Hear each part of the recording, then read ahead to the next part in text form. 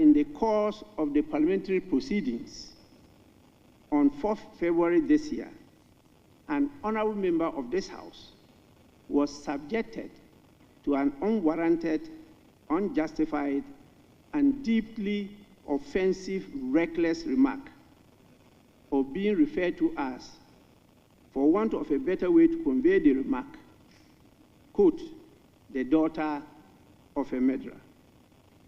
I apologize for having to even repeat it.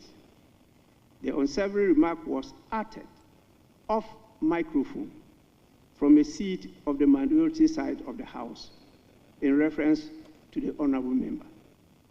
I extend my deepest apologies to Honorable Dr.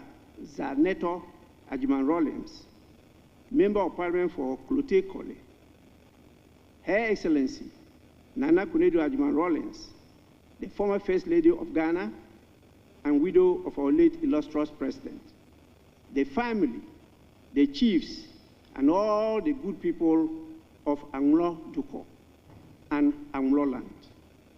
No one serving their country should have to endure such indignity.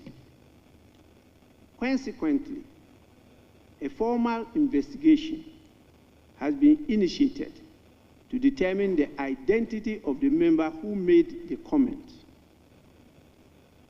Subsequent to which, in line with Standing Orders 218 and 219, the Committee of Privileges and Immunities and Ethics and Standards shall be called upon to consider the referral and report to the House. In the spirit of honor, accountability, and decorum, I advise the member responsible for the remark to, within a week, choose the path of honesty, mea culpa, and opt for a plea bargain.